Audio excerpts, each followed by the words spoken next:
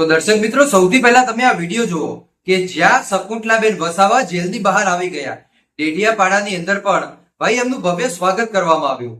તમને બધાને ખબર હશે, છેલ્લા 1 મહિનાથી એ ચૈતરભાઈ વસાવાની પત્ની કે જે જેલમાં હતા, એ ઘણી બધી આદિવાસી સમાજે કોશિશ કરી કે ગમે તેમ કરી અને આપણે ચૈતરભાઈ વસાવા હોય, ચૈતરભાઈ વસાવાની પત્ની હોય કે એમની સાથે જેટલા ખેડૂતો હતા એ તમામને આપણે બહાર લાવીએ.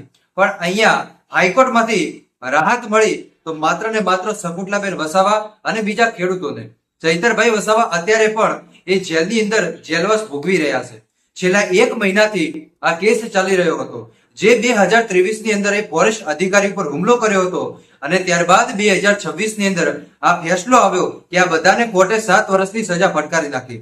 ભાઈ, ખાલી 7 વર્ષની સજા નહીં, પણ શેખ મોદીજી સુધી ખબર પડી ગઈ કે ગુજરાતના એક ધારાસભ્ય કે જેને 7 વર્ષની કોર્ટે સજા ફટકારી, આ સજા એ માટે ફટકારી કે એને ફોરેસ્ટ અધિકારી ઉપર હુમલો કર્યો હતો. આવું મોદીજીએ ભાઈ પંજાબની અંદરથી કીધું હતું.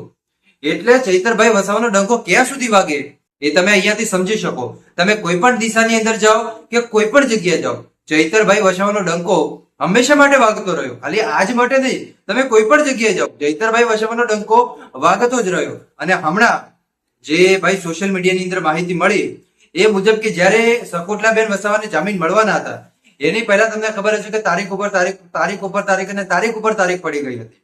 પરંતુ આ બધાની વચ્ચે કોઈનું કાંઈ ન ચાલ્યું. જજ સાહેબે ચુકાદો આપી દીધો કે આ લોકોને જેલની બહાર મોકલી દો. આ લોકો 1-2 ગુના કર્યા, હવે આ લોકો ગુના નહીં કરે.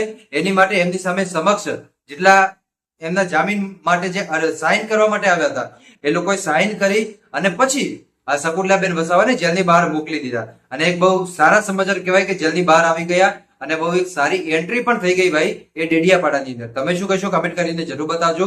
બાકી મળીશું આપણે નવા વિડીયોમાં નવા ટોપિક સાથે. ત્યાં સુધી બધાને જય માતાજી, જય દ્વારકાધીશ. આગળ પણ આનો સપોર્ટ કરતા રહેજો. ધન્યવાદ.